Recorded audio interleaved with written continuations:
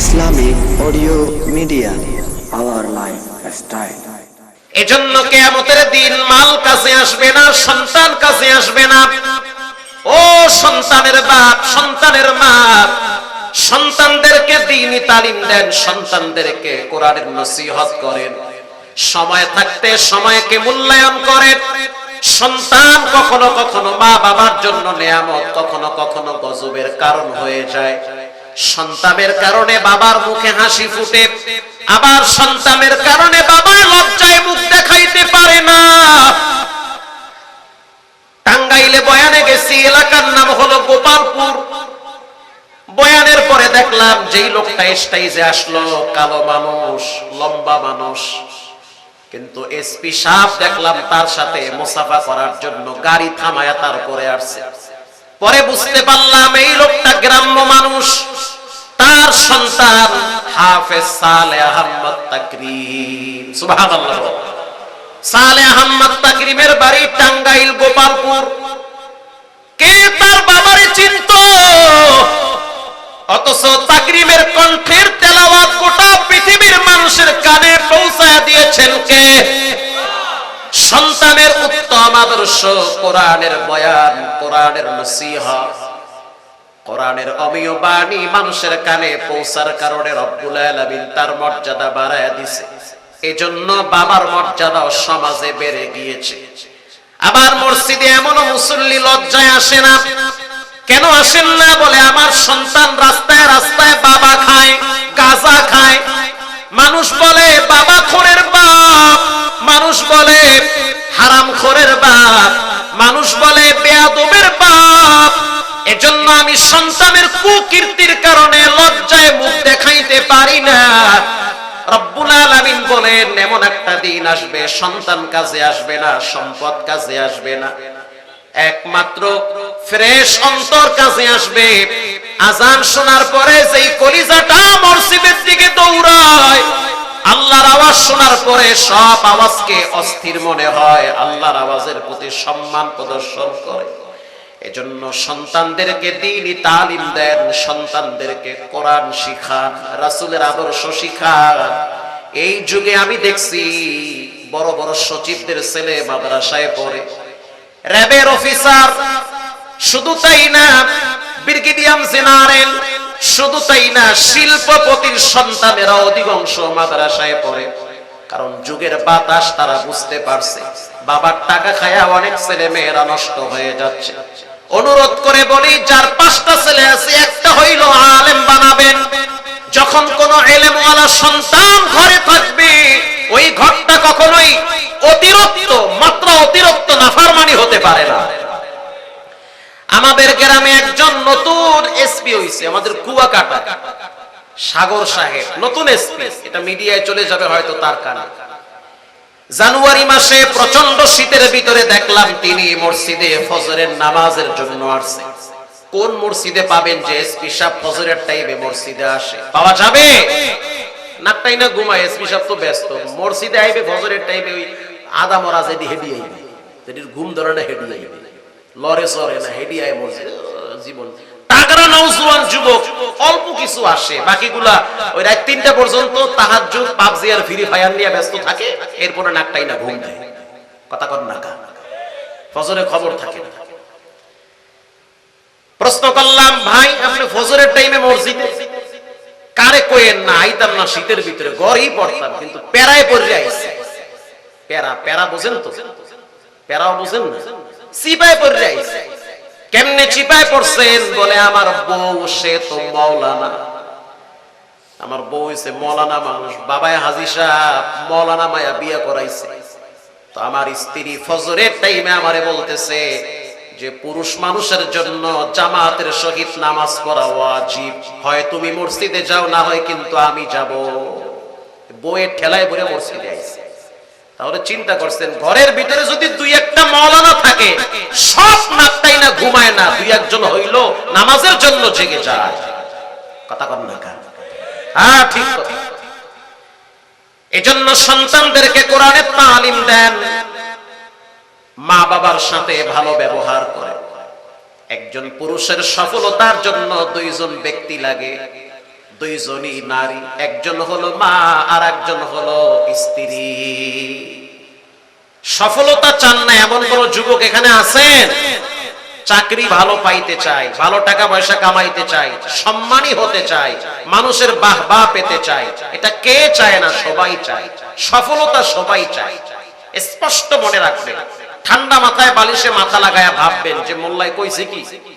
সফলতার জন্য দুইজন ব্যক্তির সাপোর্ট লাগে, দুইজন নারী লাগে। বলেন কয়জন নারী? দুইজনই নারী।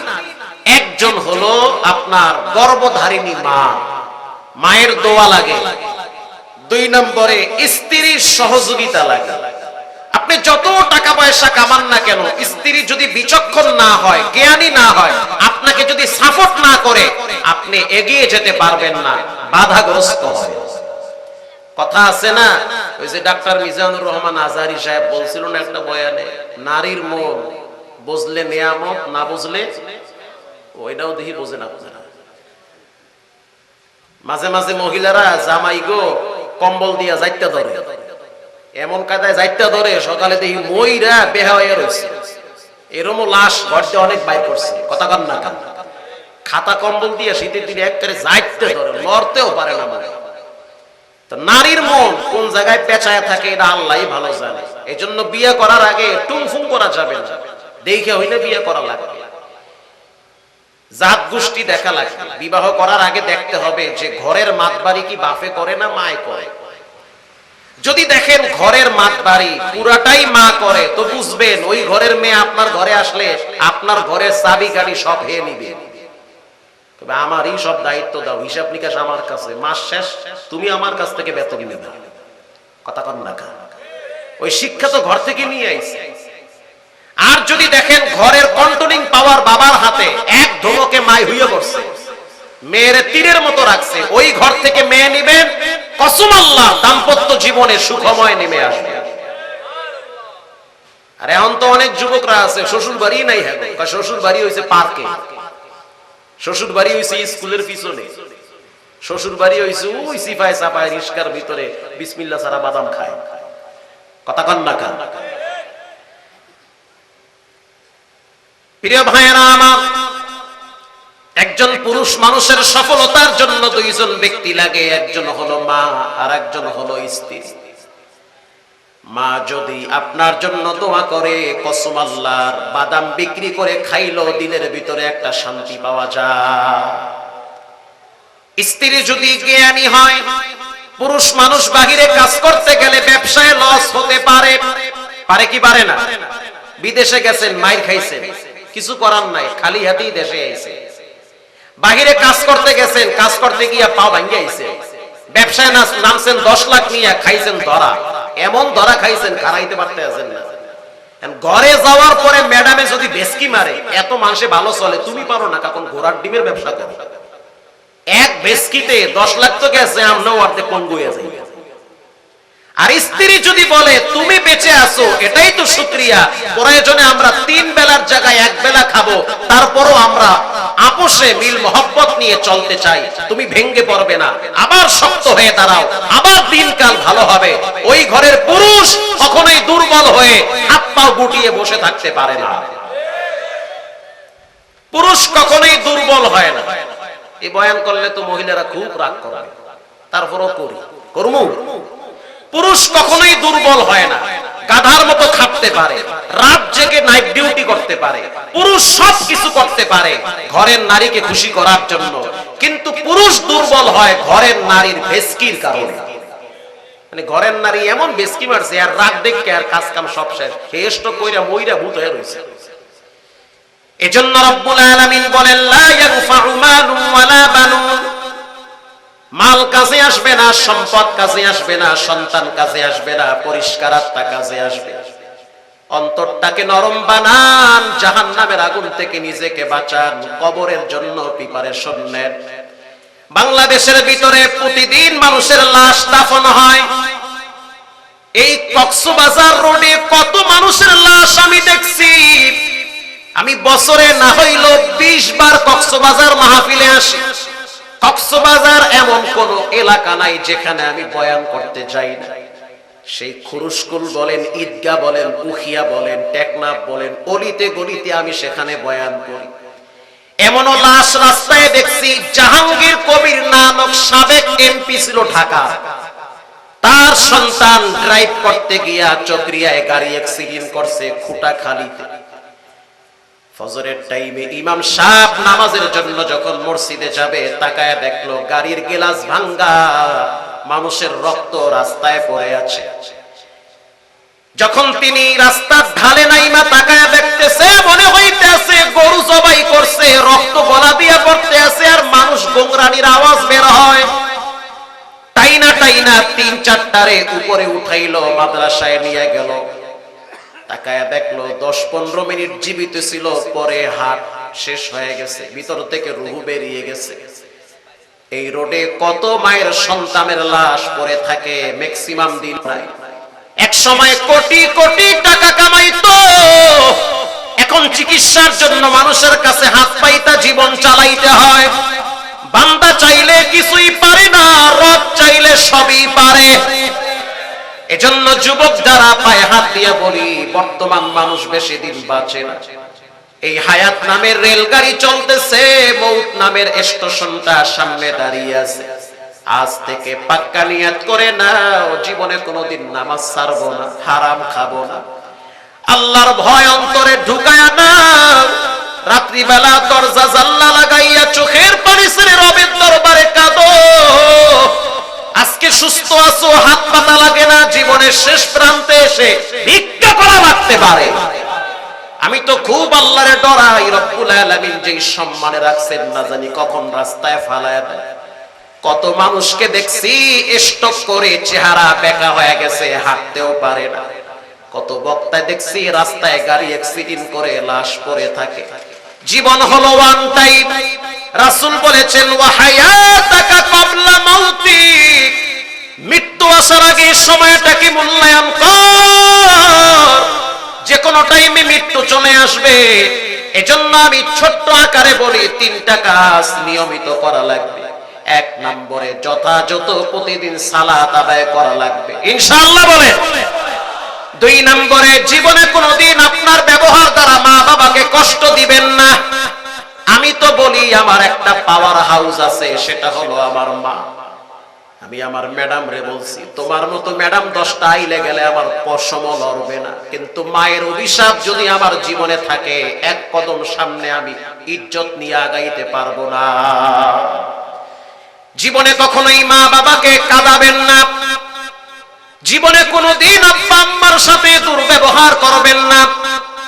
3 নম্বরে পারলে মানুষের উপকার করেন, না পারলে ক্ষতি করবেন না।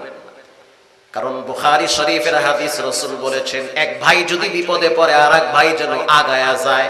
কথা ঠিক না বেঠিক? যদি তুমি হাত গুটাও আর যদি তালি মারো যে বিপদে পড়ছে, ঠেলাটা বুঝুক, বুঝুক ঠেলাটা, চিপায় পড়লে বুঝুক ঠেলাটা। স্পষ্ট মনে রাখতে হবে, তার বিপদে যদি তুমি হাসি দাও, তোমার এমন বিপদ হবে যেখানে রবের সাহায্য ছাড়া কারো সাহায্য কাজে আসবে না। এজন্য পারলে উপকার করো, না পারলে ক্ষতি করা যাবে না। একজনের ক্ষতি করবেন, 10 জন আল্লাহ আপনার পিছনে লাগায়া দিবে। আপনার ছেলে মেয়ে বউ বাচ্চা নিয়ে কেমনে চলবে? এদিকে শান্তিতে আছেন, ঘরে শান্তি নাই। আপনি বউ 2 জনের শান্তিতে আছেন, মাইয়া শান্তিতে নাই। ফ্যামিলির একজন যদি অসুস্থ হয়, পুরো ফ্যামিলি তো পঙ্গু হয়ে যায়। পারলে উপকার করেন, এমনকি পশু পাখির সাথেও বেয়াদবি করবেন না। হাদিসে আছে, বেশ্যা নারী কুত্তারে পানি খাওয়াইয়া জান্নাত পাইছে। হাদিসে আছে, একটা বিলাইরে বাইন্দা খানার অভাবে কষ্ট দিয়া জাহান্নাম কামাইছে। এজন্য আজ থেকে পাক্কা নিয়ত করি, নামাজ ছাড়বো না, হারাম খাবো না, মা বাবার সাথে বেয়াদবি করব না। জীবনে কোনোদিন মানুষের উপকার না পারলে ক্ষতি করব না। দিলটা যদি ভালো থাকে, তওবার নিয়াইতে 2টা হাত আল্লাহকে দেখায়া দাও। নারায়ে তাকবীর। রব্বুল আলামিন এই হাতগুলো আপনি জীবনে একবার খানায় কাবার কালো গিলাফের সাথে লাগায়া দেন। জীবনে একবার রাসূলুল্লাহর কদমে চুম্বন করার তৌফিক দান করেন, বলেন আমিন। রঙ্গে তাকওয়া, রঙ্গে সিদ্ক, রঙ্গে দিন, তা'আবুদু বাকি বুয়াদ বর আবেদি। আজকের এই মাহফিলটা হওয়াতে আপনারা খুশি না বেজার? মাশাআল্লাহ, খুব খুশি। অনেক লোকজন বসে আছে। আপনারা কি তবারকের জন্য বসে আছেন নাকি? তবারক যদি না পান কষ্ট হবে? তবারক যা আছে সব যদি আমি লইয়া যাই অসুবিধা আছে? মাশাআল্লাহ, তো এটাও দেখি সবাই ঠিকই আছে। আল্লাহ তাআলা আপনাদেরকে শেষ পর্যন্ত থাকার তৌফিক দান করুন। রাত অনেক হয়ে গেছে, আমি সংক্ষিপ্ত ভাঙ্গাচোরা দুই চারটা কথা যা বললাম দিলটারে ফ্রেশ নিয়ে চলবে। আলহামদুলিল্লাহ ভালো একটা দিল নিয়ে চলি, সবাই লাগে আমার সম্পর্ক ভালো, কারোর সাথে কোনো হিংসা নাই। আমার সম্পর্ক খারাপ হলো নাস্তিক আর ইসলাম বিদ্বেষীদের সাথে। তোমার সাথে আমার কেন সম্পর্ক খারাপ? তুমিও রাসূলকে মানো, আমিও রাসূলকে মানি। তোমার আমার দ্বন্দ্বের কারণে আজকে নাস্তিকরা রাসূলকে গালি দেওয়ার সুযোগ পায়। আল্লাহ তাআলা আমাদের পরস্পরের ভিতরে মিল মহব্বত